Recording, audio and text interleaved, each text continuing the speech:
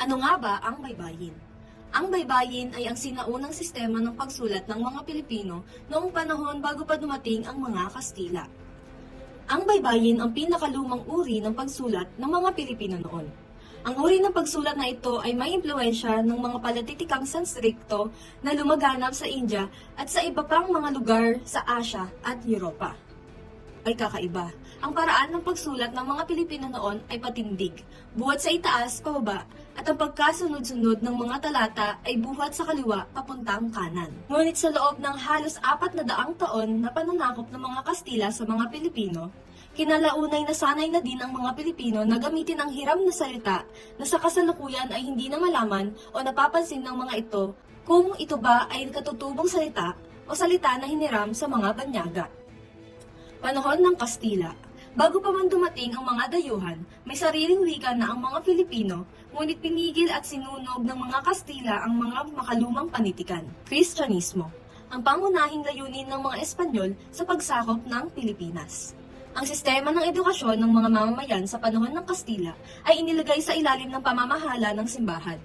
Sa ilalim ng sistemang ito ay lumabas ang mga usapin sa wikang angkop gamit sa pagtuturo para sa mga Pilipino. Sa panahon ng Rebolusyon ng Pilipino, ang wikang opisyal ng Pilipinas ay Tagalog. Ipinahayag ni Pangulong Emilio Aguinaldo na ang wikang pambansa ng Pilipinas ay Filipino, na kung saan dapat itong payabungin at pagyamanin pa sa umiiral na wika sa Pilipinas at iba pang wika. Sa iba't ibang panahon, ang mga wikang Pilipino, Filipino at Tagalog ay naging pambansang wika. Sa kasalukuyan, ang pambansang wika na ginagamit sa Pilipinas ay Filipino at ang Tagalog ay isa sa mga lengguwahe sa bansa. Si Andres Bonifacio na nagtatag ng Katipunan ay gumamit ng wikang Tagalog sa mga kautusan at pahayagan na naging unang hakbang sa pagtataguyod ng wika.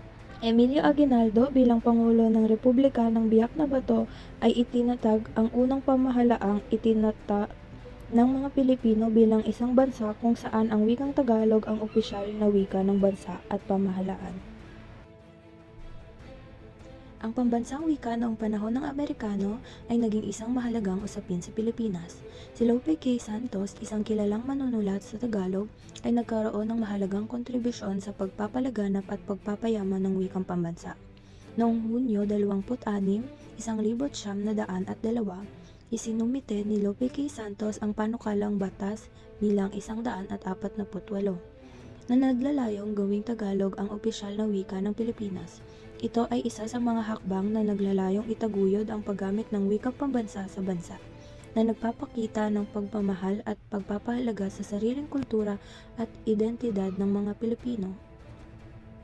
Noong panahon ng Hapon, ang gobyerno ng Hapon ay nag-endorso ng paggamit ng wikang Hapon at nagtatag ng Nihongo Institute upang matuto ang mga guro sa pagtuturo ng Hapon. Ngunit kahit na ganito, nagpatuloy pa rin ang pagsasigawa ng mga pagpapalaganap at pangangalaga sa wikang Pilipino. Matapos ang digmaan, ang pangangalaga sa pambansang wika ay inabandona hanggang sa ilang taon hanggang sa pagpapatupad ng liyonggo ng wikang pambansa noong 1954 ni Pangulong Ramon Magsaysay. Ang Institute of National Language ay inilagtaan sa pamumuno ni Manuel L. Quezon upang pangasiwaan ang pagpapalaganap at pangangalaga ng pambansang wika na tinawag na wikang pambansa. Ang institusyong ito ay nagtrabaho sa paggawa ng mga diksyonaryo o leksikon. Ang institusyong ito ay nagtrabaho sa paggawa ng mga diksyonaryo at leksikon na may mga opisyal na terminolohiya para sa pambansang wika. Ang 1935 na konstitusyon ay nagpapahalaga sa wikang Tagalog bilang isa sa mga opisyal na wika ng Pilipinas.